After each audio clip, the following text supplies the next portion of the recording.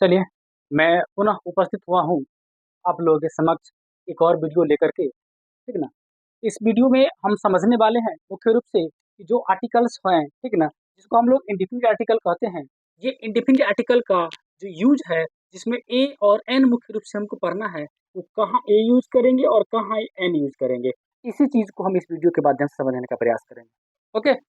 शुरुआत करते हैं ए और एन का, जिसको हम इंडेफिनिट आर्टिकल कहते हैं, ठीक ना? सबसे पहले आपको नजर आ रहा होगा कि इंडेफिनिट आर्टिकल ए और एन, ठीक ना? ए और एन ये दोनों जो शब्द हैं, ठीक ना? ए और एन ये दोनों को दोनों सेम यूज होता है। सेम का मतलब क्या होता है? सिंगुलर काउंटेबल नाउन के साथ यूज होता है। जब भी अगर कोई नाउन को आपको ये डिनोट करना हो कि ये चीज एक है, ठीक ना? हाँ, जब भी कोई नाउन आपको ये डिनोट करना हो कि ये नाउन एक है, सिंपल एक, वन काउंट हो रहा है, यानी सिंगुलर फॉर्म में है, तभी आप ए और एन का यूज करिएगा। याद रखना है कि जब भी नाउन सिंगुलर में हो और काउंटेबल हो, तभी आप ए और एन यूज कर कर सकते हैं, ठीक ना? ए और एन, लेकिन दोनों में थोड़ा अंतर होता है। ऐसा नहीं कि ए जहाँ यूज होगा वहाँ एन यूज करेंगे, नहीं ऐसा नहीं होता है। दोनों ए और एन ये दोनों में थोड़ा अंतर है और यही अंतर आपको सिखाता है कि कैसे आप आर्टिकल का बेहतर यूज कर पाते हैं, ठीक ना?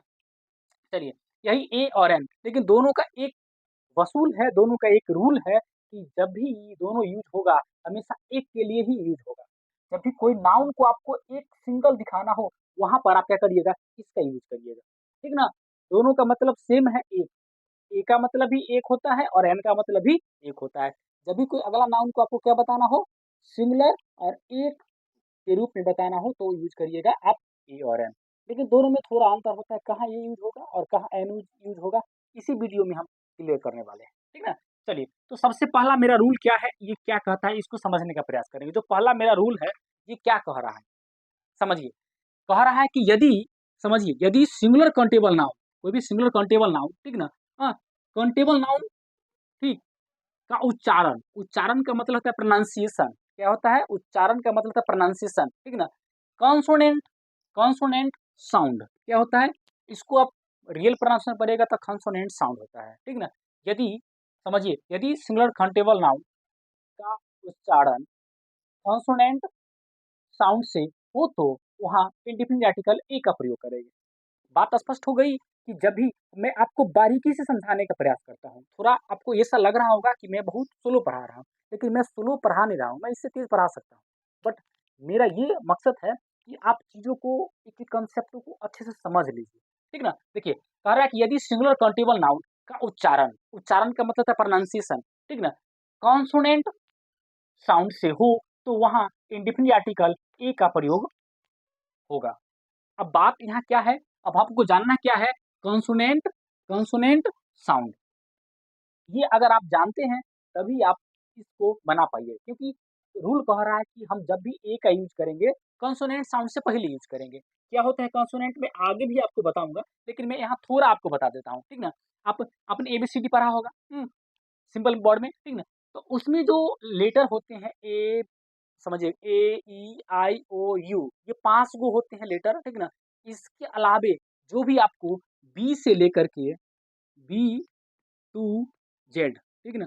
बी से लेकर के जेड तक, यानी ए को छोड़ दिया जाए, बी से लेकर जेड तक, ठीक है ना? यानी 5 गो के अलावा, ए, ई, आई, ओ, यू, ये 5 गो के अलावा जितने भी आपको लेटर नज़र आ रहा है, ठीक है ना? वो सब के सब लेटर कॉन्सोनेंट साउंड प्रोड्यूस करता है, ठीक है ना? लेकिन कुछ एक्सेप्शन भी है, जो कि हम आगे देखेंगे, ठीक ना? लेकिन यहाँ समझना क्या है, यहाँ कॉन्सोनेंट साउंड, देखिए, एक साधारण सा शब्द में एक इसको हम, ये इंग्लिश है, लेकिन अगर इसको हिंदी में आप समझिएगा, ठीक ना? यानी हिंदी में इसको समझिएगा, क, टू, ज्ञ, ठीक ना? यानी क से लेकर ज्ञ तक, यानी औवा और ए है, 2 को छोड़ देना है, और क, ख से लेकर ज्ञ तक, ये दोनों जो क से लेकर ज्ञ तक जो भी अक्षर आपको आएगा, ठीक ना? उस सब का साउंड कॉन्सोनेंट साउंड होता है। बात स्पष्ट हुई? कॉन्सोनेंट साउंड होता है। आगे मैं इसका चर्चा करूँगा डिटेल्स में, आपको चिंता करने की ज़रूरत नहीं है, ठीक ना? अगला जो रूल होगा इसी पर आधारित होगा, ठीक ना? लेकिन यहाँ समझ लीजिए, क से लेकर ज्ञ तक जो होगा, ठीक ना? ये सब के सब कॉन्सोनेंट साउंड प्रोड्यूस करेगा, और जब भी कॉन्सोनेंट साउंड प्रोड्यूस करेगा, तो हम क्या करेंगे, ठीक ना? हम करेंगे, इसमें यूज़ करेंगे आर्टिकल ए का।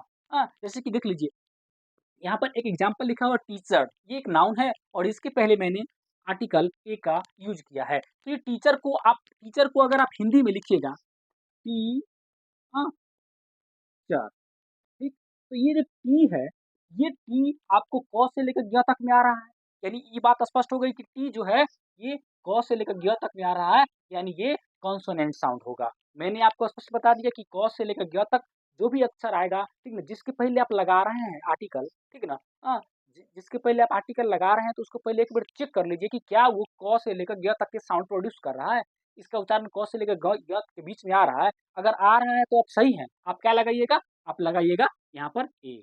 कहाँ गया, कॉन्सोनेंट साउंड हो तो आप आर्टिकल ए का प्रयोग करेंगे। ओके, ए का प्रयोग करिएगा। जैसे कि यहाँ टीचर, टीचर में ए लगाए हैं तो टीचर, अब लिखिएगा टीचर, तो टी आया तो स्पष्ट है कि क से लेकर ग के बीच में ही है, ठीक ना, यानी ये टीचर जो है ये कॉन्सोनेंट साउंड दे रहा है। ओके, तो ये कॉन्सोनेंट साउंड दे रहा है तो हम क्या करेंगे, इसके पहले टीचर के पहले हम लगाएंगे ए।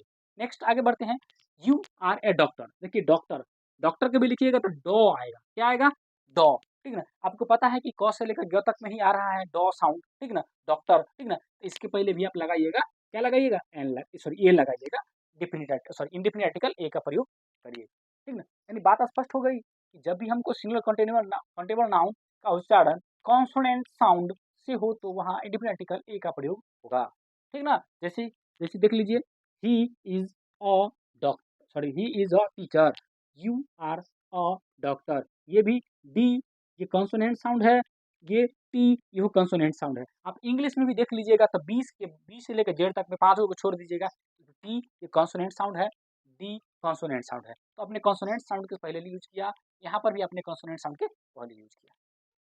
आइए, तो आशा उम्मीद करते हैं कि ये समझ में आ रहा होगा कि आपको कॉन्सोनेंट साउंड रहेगा तो आप ए यूज करिएगा। ओके, दोनों में मैं आपको अंतर बता रहा हूँ, ए और एन में, ठीक है ना, कहाँ ए यूज करिए कहाँ एन यूज करिएगा। ए हमेशा यूज होगा कॉन्सोनेंट साउंड के पहले, एन कहाँ यूज होगा आगे देखते हैं। चलिए, एग्जाम्पल भी है समझ में। रूल नंबर 2 में मैंने आपको बताने का प्रयास किया है, ठीक है ना, कि कहाँ हमको यूज करना है ए और कहाँ एन। रूल नंबर 2 में कहा था, यदि यदि सिंगुलर काउंटेबल नाउन का उच्चारण वॉवेल वॉवेल साउंड से हो तो वहाँ एन का प्रयोग करेंगे, ठीक ना। किसका प्रयोग करेंगे, वहाँ पर हम एन का प्रयोग करेंगे, याद रखेंगे वहाँ पर हम किसका प्रयोग करेंगे, एन का प्रयोग करेंगे। इसको मैं मिटा देता हूँ ताकि आपको थोड़ा समझ में आए, ठीक ना। चलिए, यहाँ जो है एन है, हाँ, इसका मतलब ही एक ही होता है। ओके, लेकिन हम जब भी वॉवेल साउंड देगा, याद रखेंगे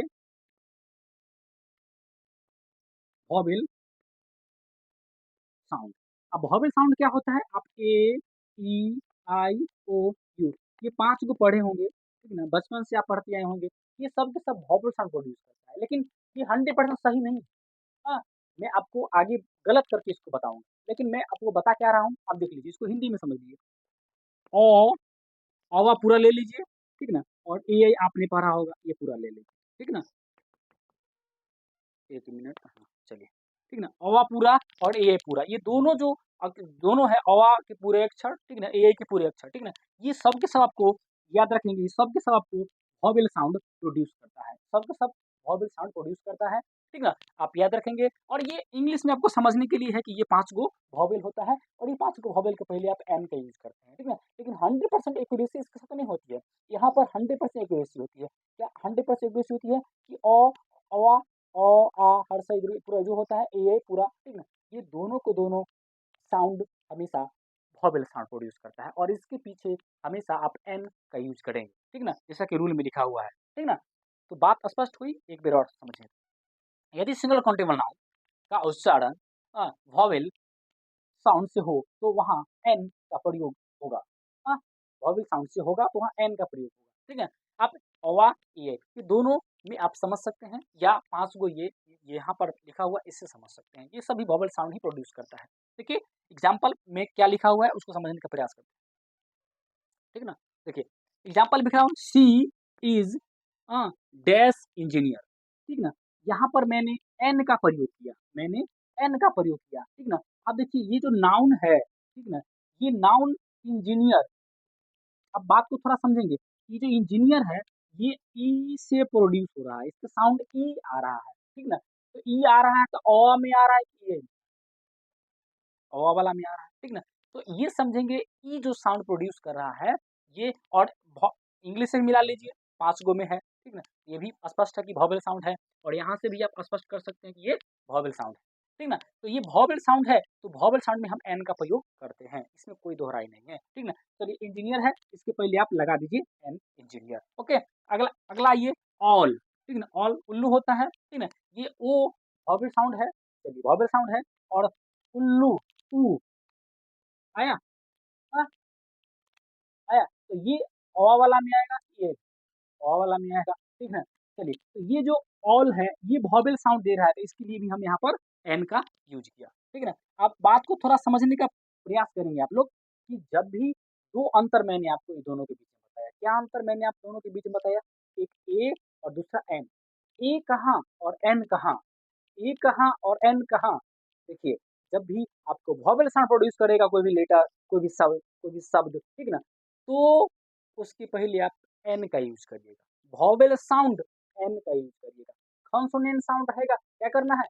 ए का यूज़ करना है, आपको याद रखना है। जब भी कोई किसी नाउन के पहले आपको ए और एन लगाना हो, तो पहले एक बात निश्चित कर लीजिए कि सामने वाला नाउन वोवेल साउंड प्रोड्यूस कर रहा है कि कॉन्सोनेंट साउंड प्रोड्यूस कर रहा है। यदि कॉन्सोनेंट साउंड प्रोड्यूस कर रहा है, तो आप क्या यूज़ करिएगा? कॉन्सोनेंट साउंड प्रोड्यूस कर रहा है तो ए का यूज़ करिएगा, वोवेल साउंड प्रोड्यूस कर रहा है तो एन का यूज़ करिएगा। ठीक ना? स्पष्ट हुई? चलिए, ठीक ना? इसी के माध्यम से मैंने आपको दोनों में 2-2 एग्ज़ाम्पल दे करके समझाने का प्रयास किया था। ठीक ना? ये था अभी ए और एन, इसका 2 रूल मैंने आपको बता दिया। अब देखते हैं आगे तीसरा रूल क्या है, ए और एन का। ठीक ना? अभी है, बहुत सारा रूल है, ठीक ना? आप पढ़ते जाइए और अपने आप को इंग्लिश में इम्प्रूव करते जाइए। चलिए देखते हैं आगे।